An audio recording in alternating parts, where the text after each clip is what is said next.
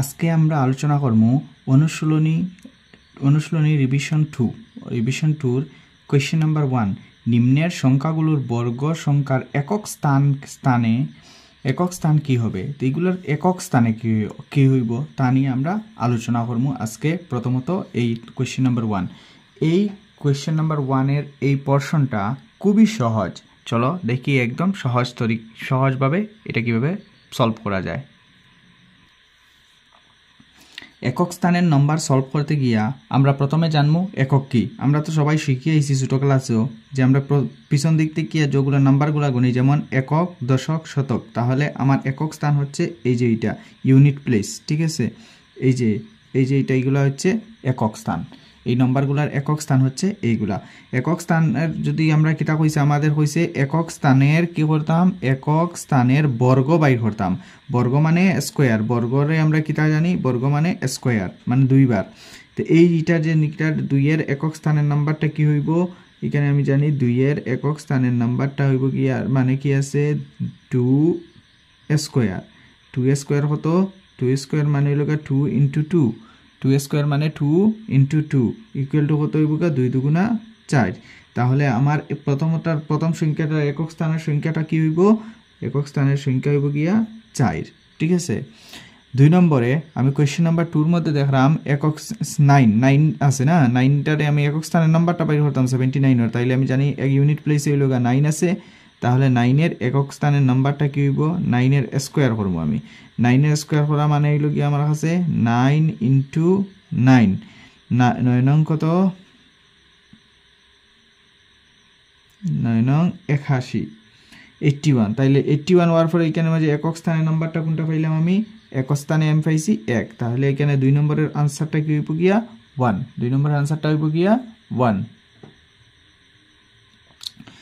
এখন 3 নম্বরে দেয়া আছে 400 যে আমরা জানি 0 রে স্কয়ার করি যতা করি যাও করি না এখানে आंसर 0 বাইরিব তাইলে 3 নম্বরের आंसरটা কি হইব 0 4 নম্বরে আমরা দিছে 7 তো 7 এর স্কয়ার করব 7 এর স্কয়ার কি মানে 7 * 7 আমার রেজাল্ট হতে পারিব 49 4 10 9 49 তাহলে আমার একক স্থানে কি আছে একক স্থানে দেখা যায় 9 আছে তাইলে আমার आंसरটা কি হইব গিয়া 9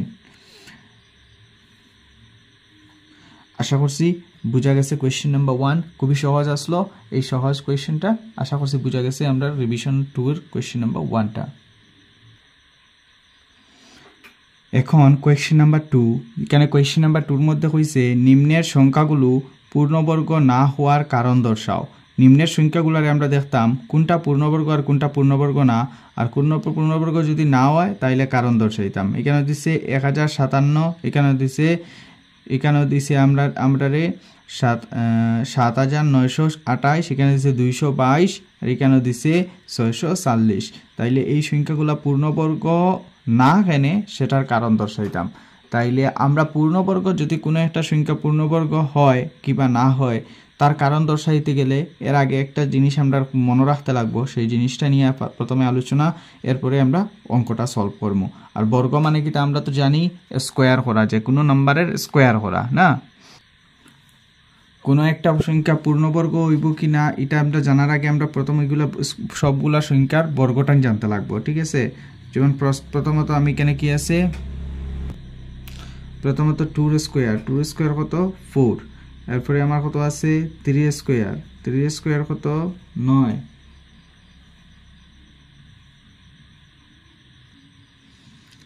এরপরে 4 এর স্কয়ার আছে 16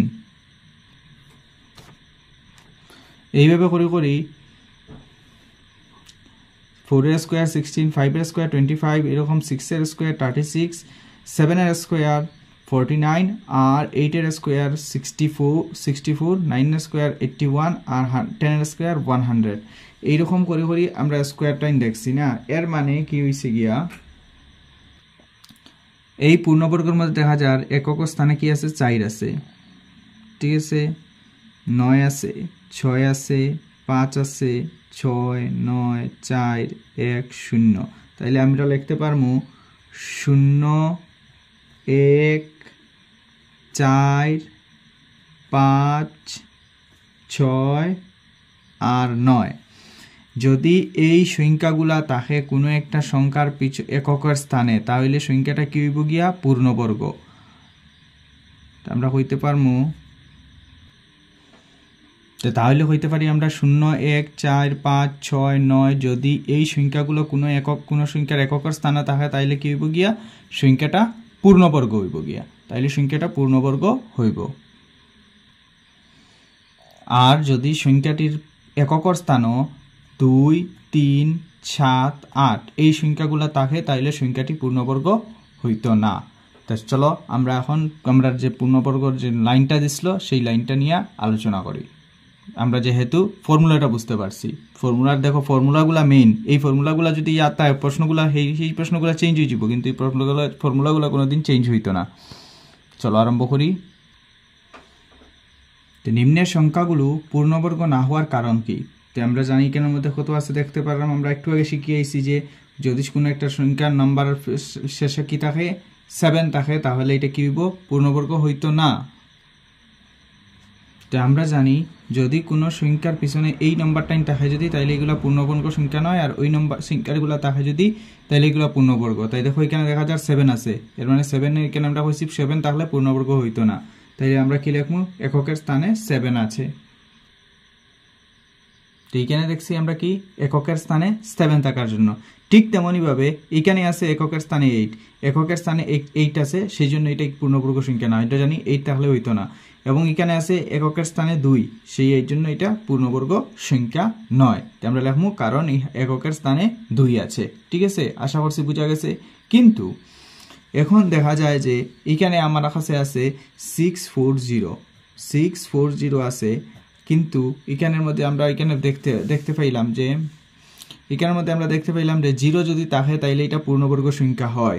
কিন্তু একটা কথা ইয়াদ রাখবা, 0 একটা হইলে পূর্ণবর্গ সংখ্যা হইতো না, 0 দুইটা হইতে লাগবো, 0 সবসময় জোড়া হইতে লাগবো। ঠিক আছে, সো দ্যাট আমরা এখানে কি কইমু 640 যদি 0 আছে তবুও আমরা কইমু এটা পূর্ণবর্গ সংখ্যা নয়, কারণ আমরা দর্শাইমু কারণ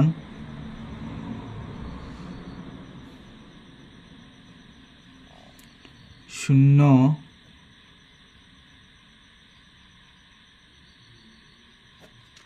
শূন্যের সংখ্যা অযুগ্ম।